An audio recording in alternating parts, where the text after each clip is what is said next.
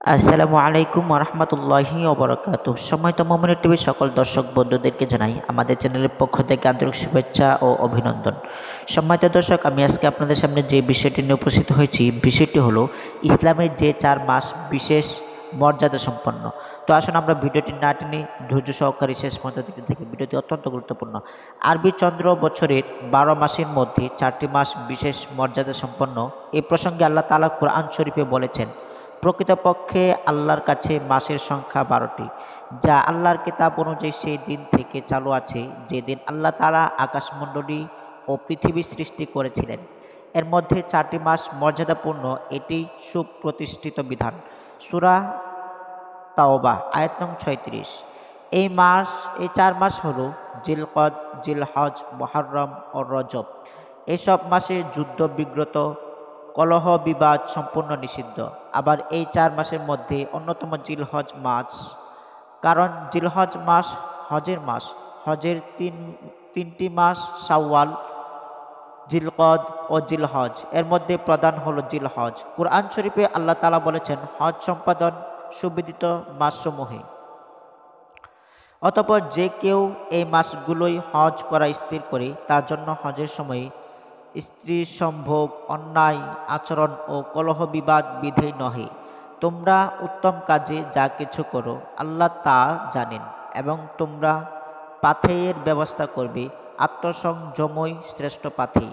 হে বোধসম্পন্ন ব্যক্তিগণ, তোমরা আমাকে ভয় করো। সূরা বাকারা আয়াত নং 197। জিলকদ মাসে ফরজ, ওয়াজিব ও সুন্নত ইবাদত ও আমল না থাকলেও আল্লাহ তাআলা কর্তৃক নির্ধারিত মর্যাদার 4 মাসের একটি। আল্লাহ তাআলা এ মাসে যে কোনো রক্তপাত, যুদ্ধ বিগ্রত বা বাদানুবাদকে হারাম করেছেন। মুসলিম উম্মাহ মাসটি ইবাদত বন্দেগীতে অতিবাহিত করবে।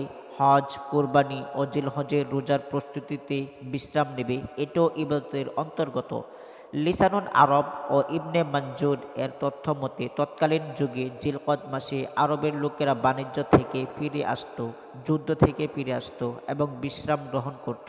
তাছাড়া ঋতুর পরিবর্তনে এই সময়টাই স্থানীয় আরবের লোকজনের হাতে তেমন কোনো কাজও থাকতো না। হিজরি বছরের প্রথম মাস মুহররম। হযরত ওসমান রাদিয়াল্লাহু তাআলা আনহুর প্রস্তাবনায় মুহররম মাসকে হিজরি বছরের প্রথম মাস হিসেবে সাব্যস্ত করা হয়। মুহররম মাসের 10ম দিনকে আশুরা বলা হয়।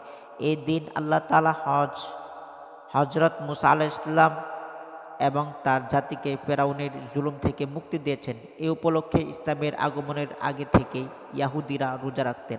আশুরার রোজা রাখা ফজিলত অনেক বেশি। এ দিনে রোজা রাখার ফজিলত বর্ণনায় রাসূলুল্লাহ সাল্লাল্লাহু আলাইহি ওয়াসাল্লাম বলেন, আল্লাহর কাছে আশা করি তিনি বিগত 1 বছরের গুনাহ ক্ষমা করে দেবেন। মুসলিম। আরবি চন্দ্র বছরের 7ম মাস রজব। এ মাসের মর্যাদা উপলব্ধি করতে প্রিয় নবী সাল্লাল্লাহু আলাইহি ওয়াসাল্লামের এই হাদিসটি খুবই গুরুত্বপূর্ণ।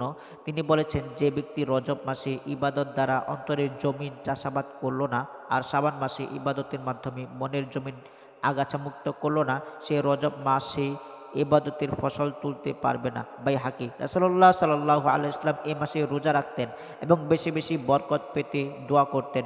উম্মতকেও দোয়া করতে বলতেন, আল্লাহুম্মা বারিক লানা ফি রজব ওয়া শাবান ওয়া বাল্লিগনা রমাদান।